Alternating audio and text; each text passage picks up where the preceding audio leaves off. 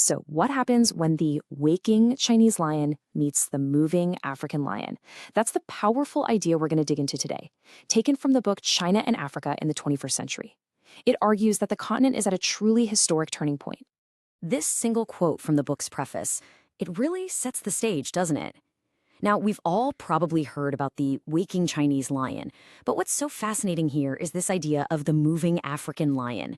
The book frames Africa not as a continent that's just waking up, but as one that's already on the move, already striding toward a new economic destiny. And this gets us right to the heart of it, the African dream. The book argues that the 21st century is something totally different, that after decades of ups and downs, the continent has finally hit this critical moment for a massive economic leap forward. The foundation for this dream, well, according to the book, you can boil it down to one number, 5.1%. That was the average annual growth for sub-Saharan Africa between 2000 and 2016. The source doesn't just present this as a statistic, but as the signal of a historic turning point, a sustained period of high growth that really made everything else possible. This dream isn't just some vague hope. It actually has a name, Agenda 2063. As the source details, this is the African Union's incredibly ambitious 50-year blueprint to become an industrialized, integrated global power. It's this unified vision that really sets the stage for the massive partnerships needed to make it all happen. So, how did this massive partnership even come about? Well, the book makes a really crucial point. The economic relationship we see today didn't just appear out of nowhere. It argues that it's actually built on a deep foundation of political and moral support that stretches back decades.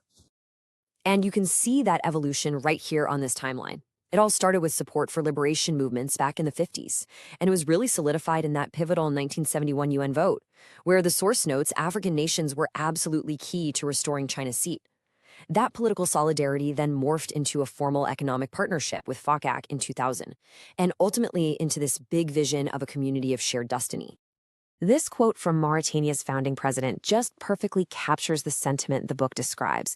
It speaks to this deep historical memory of partnership, which the source argues is the true bedrock of the modern economic relationship. It's not framed as a simple transaction, but as the continuation of a really long-standing friendship. So, what happened when that historical foundation met all this new economic momentum? The scale of cooperation described in the source is, well, it's absolutely staggering. Just look at these trade numbers. They tell a wild story. Back in 2000, trade between China and Africa was just $10 billion. By 2014, it had skyrocketed to $220 billion. That's a 22-fold increase in less than 15 years. That's not just growth, that's an explosion in activity that the book presents as a primary engine for Africa's economic takeoff. But here's the thing. The book argues this goes way beyond just trade. It details this massive push to build what it calls the three networks: high-speed rail, highways, and aviation. And the scale is just immense. We're talking thousands of kilometers of railways and roads, plus dozens of ports and power stations. The point is, this wasn't just about commerce, it was about building the fundamental hardware for industrialization.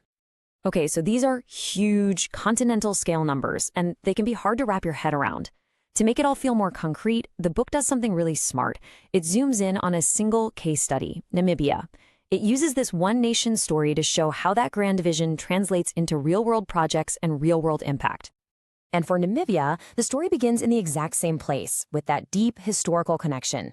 This quote from its founding father, Sam Nujoma, comes from an interview in the book, and it really underscores that personal, political bond that paved the way for the massive economic projects that came later.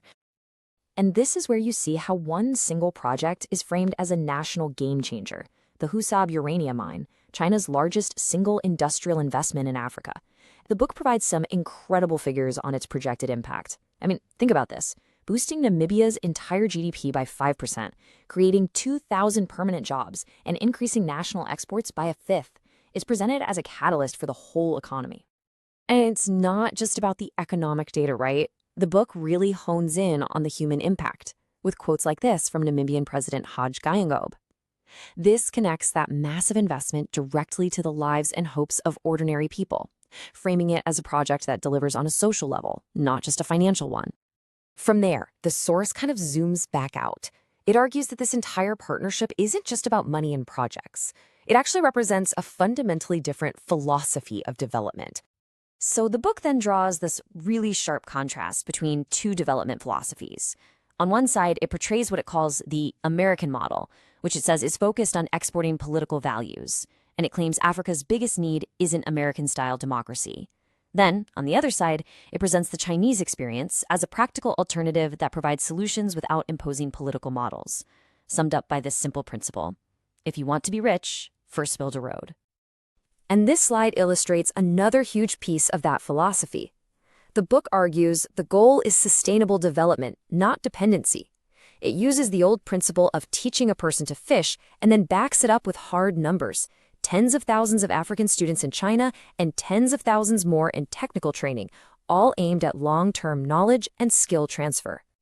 So you take all these threads, the history, the economics, the philosophy, and you weave them all together. What do you get? Well, you get the final vision presented in the book, a community of shared destiny.